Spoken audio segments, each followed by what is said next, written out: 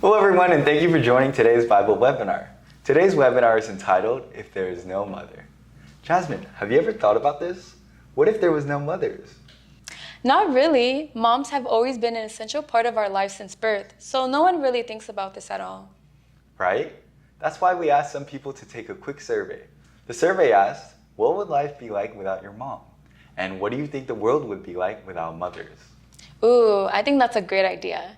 Did we already get their responses? The answers are actually on their way. Let's give it a second. Oh, great! We have some answers. One participant answered like this. My life without my mom would be chaotic. My dad would not be able to do everything by himself. This is so true. I know my dad would have a hard time without my mom. Definitely. I think all dads would. This is kind of fun. Oh, I think we got another one. Let's see another participant's response.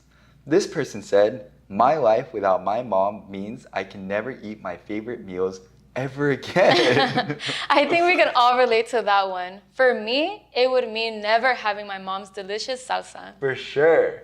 Oh, it looks like we got another one. Let's see what this person said. This person says, without my mom who magically knows where all things are, I wouldn't be able to make it on time for school. That's very true. How do moms do that? When growing up, my mom always knew where my favorite shirt was. Wow, it's so amazing how we can relate to all of these answers. Truly, our lives without our moms would be so hard. You're right. The roles of mother on this earth are so important. Oh, it looks like we have another one. But this person recently lost her mom. Jasmine, do you want to read this one? Sure. Life without my mother has allowed me to realize that everything was much easier with her. My mom was my best friend. I would talk to her every day, and we would talk about all the fun things that happened throughout the day. Every other day, we would have coffee together, and she would listen to my problems and give me advice. My children and I would visit, and she would always prepare delicious meals for us. My mouth would always water at the smell of her cooking. During this past year, I felt nostalgic, like I was in a dream. I miss her phone calls, our conversations. I miss her smell, her smile, her laugh. Every day I think of her and I pray for her.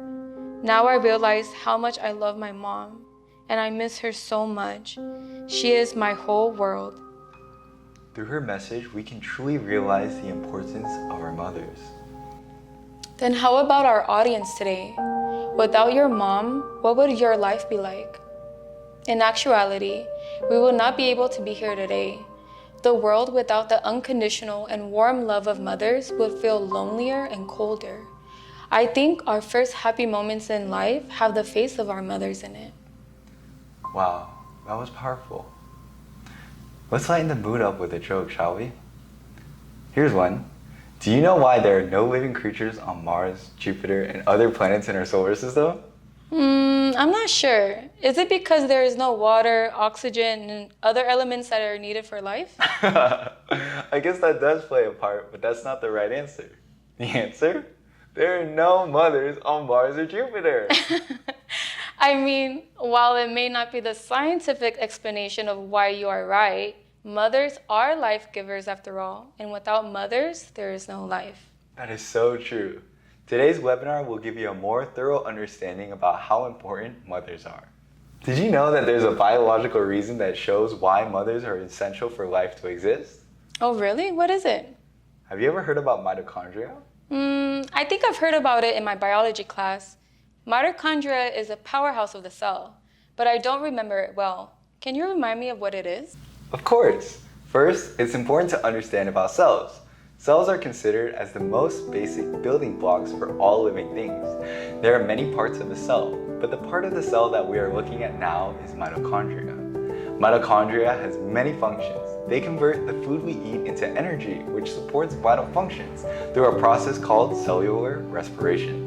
This process serves as the main source of energy for our bodies.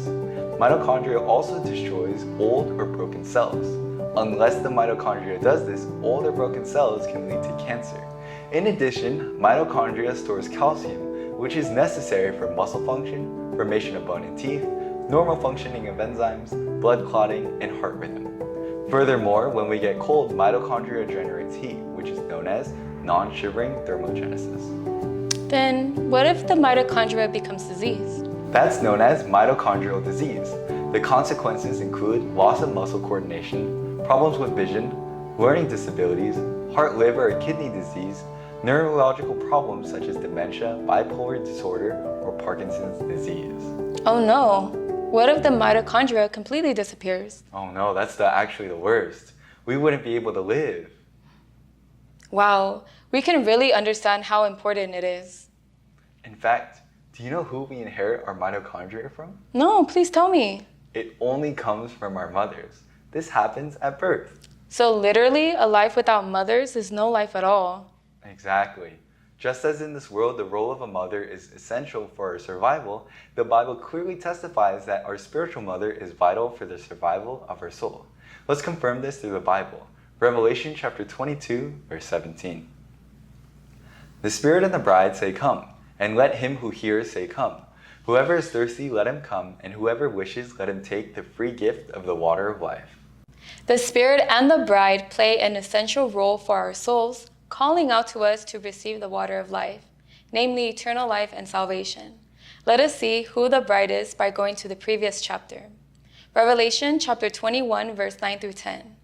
One of the 7 angels who had the 7 bowls full of the 7 last plagues came and said to me, "Come, I will show you the bride, the wife of the Lamb." And he carried me away in the Spirit to a mountain great and high, and showed me the holy city Jerusalem coming down out of heaven from God. Here, the bride and the wife of the Lamb are one and the same. The bride represents the heavenly Jerusalem. Let's see now who is the heavenly Jerusalem by going to the next verse. Galatians chapter 4, verse 26. But the Jerusalem that is above is free, and she is our mother.